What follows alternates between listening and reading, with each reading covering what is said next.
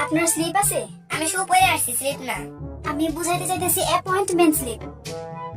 না, ওইটা আমার নেই। কেন, ওইটা ছাড়া ডাক্তার দেখাতে পারবো না? ওয়েট, মাত্র 65 কেজি। মানে?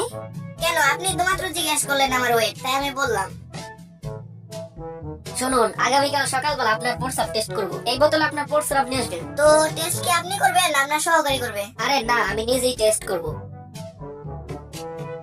প্রস্রাবের বোতল তো ঠিক আছে, কিন্তু চানা চুরালেন কেন? না, ভাবলাম খালি মুখে টেস্ট করবেন, ব্যাপারটা খারাপ দেখেন না, তাই চানাচুর আনলাম। চানাচুরের সাথে টেস্ট করে মজা হবেন। ডাক্তার সাহেব, আমাকে তাড়াতাড়ি ওষুধ দেন, দাঁতের ব্যথায় সারা রাত ঘুমাতে পারি না। আপনাকে তো আমি খুঁজছি। কেন? না, আমার তো একজন নাইট গার্ড দরকার, তাই। ডাক্তার সাহেব, আমার প্রস্রাব হয় না, জ্বালা পোড়া করে। মেশিন নষ্ট হয়ে গেছে, পাল্টাইতে হবে। কি বলেন ডাক্তার সাহেব, এটা কেমনে সম্ভব? আরে, যে মেশিন দিয়ে আপনার টেস্ট করব সেটা নষ্ট হয়ে গেছে। আচ্ছা, আপনার খাবার সবসময় ঢাকা রাখবেন। ঢাকা তো অনেক দূরে, কুমিল্লায় রাখলে চলবে?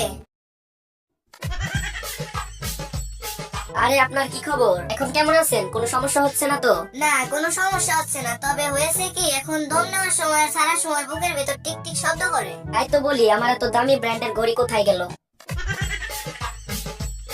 আচ্ছা ডাক্তার সাহেব, আপনি কি সত্যি বলতেছেন আমি চশমা নিলে পড়তে পারবো? নিশ্চয়ই, কেন পারবেন না? আমি তো আগে পড়তে পারতাম না, যাক, চশমা নিলে তাও পড়তে পারবো।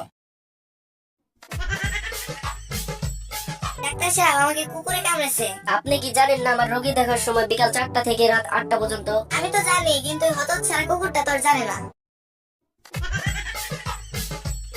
ডাক্তার সাহেব, আমার একটা অদ্ভুত রোগ হয়েছে। তার রোগটা কিরকম? আমি অল্পতেই রেগে যাই। ব্যাপারটা একটু খুলে বলুন তো। হারামজাদা, তোর আর কয়বার খুলে কইতেইব? ডাক্তার সাহেব, আমার পায়ে ব্যথা পাইছি। আচ্ছা, তাহলে এই মলমটা আপনি যেখানে ব্যথা পেয়েছেন সেখানে লাগাবেন। ব্যথা তো যায় নাই। তা মলমটি আপনি কোথায় লাগিয়েছিলেন? খাটের কোনায়। মানে? কেন, আপনি তো বলেছেন যেখানে ব্যথা পেয়েছি সেখানে লাগাতে। মনে হয় ওষুধটাই কাজ করেছে। আজ আপনার কাশির আওয়াজটা বেশ ভালো ঠেকছে। ভালো তো হবে, কাল সারা রাত জেগে কাশির প্র্যাকটিস করেছি না। ডাক্তার সাহেব, আমাকে বাঁচান, আমি মনে হয় 10 মিনিটের মধ্যে মারা যাব। আচ্ছা, আপনি একটু অপেক্ষা করুন, আমি 20 মিনিটের মধ্যে ফিরে আসছি। ডাক্তার সাহেব, আমি আমার ওজন কমাতে চাই। তাহলে আপনি প্রতিদিন 5 কিলোমিটার করে দৌড়াবেন। ডাক্তার সাহেব, আমার ওজন তো অনেক কমছে, কিন্তু আমি বাড়ি যাবো কেমনে? আমি প্রতিদিন 5 কিলোমিটার করে দৌড়াতে দৌড়াতে বাড়ি থেকে 1825 কিলোমিটার দূরে চলে আসছি। ডাক্তার সাহেব, আমার পেটে অনেক গ্যাস, কিন্তু ভালো দেখে যে আমার গ্যাসে কোনো গন্ধও নেই, শব্দও নেই। এখানে বসে আমি 15-20 বার গ্যাস ছেড়েছি, কিন্তু কেউ টেরই পায়নি। এই ওষুধটা খান, আর 1 সপ্তাহ পরে আসবেন।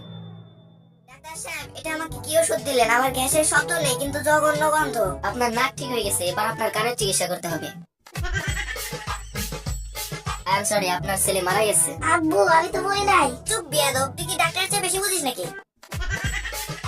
আমাকে বাঁচান, যখন আমি জেগে থাকি মনে হয় আমার পাশে জিরাফ বসে আছে। আবার কখনো কখনো শিম্পাঞ্জি খাওয়ার সময় ভাগ বসাতে চায়। তাছাড়া হাতি, গন্ডার, হরিণ তো আছে। আমি এখন মোটেই চিন্তা করবেন না, বাড়িতে একটা খাঁচা কিনে ঢুকে পড়ুন। ডাক্তার সাহেব, বেশি দিন বাঁচার উপায় কি? যান, গিয়ে বিয়ে করুন। কেন, বিয়ে করলে কি বেশি দিন বাঁচা যায়? তা যায় না, কিন্তু বিয়ে করলে বেশি দিন বাঁচার চেষ্টা করবেন না। আচ্ছা ডাক্তার সাহেব, দুনিয়াতে এত চিহ্ন থাকতে আপনার প্লাস কেন বেছে নিলেন? দেখুন, রোগী মরুক বা বাঁচুক, ডাক্তারের পকেট তো সবসময় প্লাসই থাকে।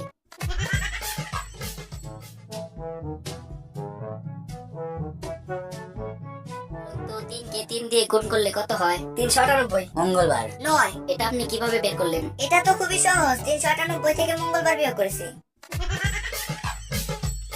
এখানে বসেন, আমি আপনার পরীক্ষা করব। আমার প্রস্তুতি নাই, আমি পরীক্ষা দিতে পারবো না। আরে, এটা ওই পরীক্ষা না তো, আমি আপনার রক্ত পরীক্ষা করব। আমি আপনাকে কিছু ওষুধ লিখে দিতেছি, ওষুধগুলো আপনি প্রতিদিন 1 চামচ করে খাবেন। ডাক্তার সাহেব, খালি ওষুধ খেলে চলবে না, চামিচ খাইতে তো অনেক কষ্ট হইব। যান, এখান থেকে বের হন। এক্সকিউজ মি, ফিসটা দিয়ে যান। আমি কি পরীক্ষা দিয়েছি নাকি যে ফিস দেব?